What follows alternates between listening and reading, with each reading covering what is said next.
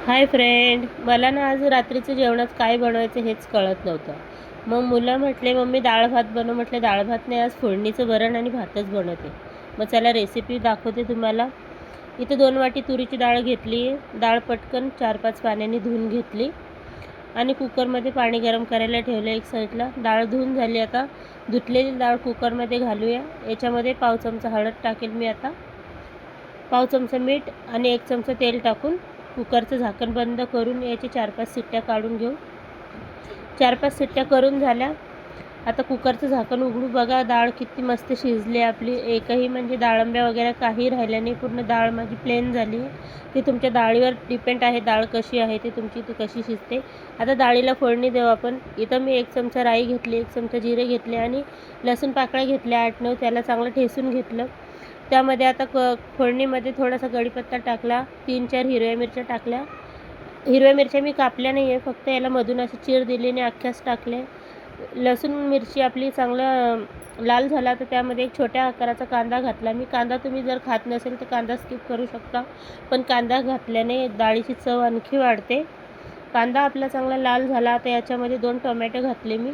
Tomato ना म्हणजे मी डाळ शिजायच्या वेळेसच ॲड करते, पण मला आज लक्षात राहिलं नाही म्हणून मी आता वरतून घातलं. बघा टोमॅटो आपला चांगला मऊसूत झाला.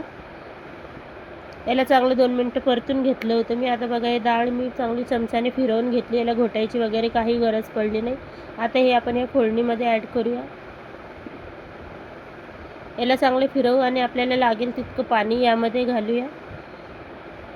मी जास्त डाळ पातळ काही केली नाही, फक्त डाळ भातच बनवायचा होता म्हणून तिला दाटसरच राहू दिली. वरतून चवीपुरतं मीठ घातलं. मीठ म्हणजे मी शिजायच्या वेळेस पण टाकलं होतं म्हणून आता थोडंसंच घातलं आणि हळद काही घातली नाही, हळद अगोदर घातली होती. आता याच्यासोबत खायसाठी आपण जिरा राईस बनवला. एका पातेल्यामध्ये तेल गरम करून त्यामध्ये 1 चमचा जिरे आणि 2 तमालपत्र घातले मी. याला चांगलं तडतडू दिलं आणि तांदूळ धुवून याच्यामध्ये घातले. आता जितके तांदूळ घेतले त्याच्या दुप्पटीने पाणी घालेल मी यामध्ये. म्हणजे माझे 1 वाटी तांदूळ होते तर मी त्याच्यामध्ये 2 तांबे पाणी घातले. मोजून घेतलं होतं मी पाणी पण. पाण्याला चांगली उकळी काढून घेतली. त्यामध्ये चवीपुरतं मीठ घातलं आणि वरतून कोथिंबीर घालून झाकण ठेवून 10 मिनिटामध्ये बघा माझा भात किती मस्त झाला. एकदम फुलला आहे आणि एकदम सुटसुटीत पूर्ण मोकळा भात झाला आहे. बघू शकता तुम्ही किती भारी दिसते भात. तुम्ही कशा पद्धतीने भात बनवता मला कमेंट करून नक्की सांगा. माझी रेसिपी तुम्हाला आवडली असेल तर लाईक, शेअर आणि सबस्क्राईब करायला विसरू नका. तुम्ही कशा पद्धतीने डाळ भात बनवता मला हे नक्की सांगा आणि वरतून देशी तूप घ्यायला विसरू नका. या सगळेजण डाळ भात खायला.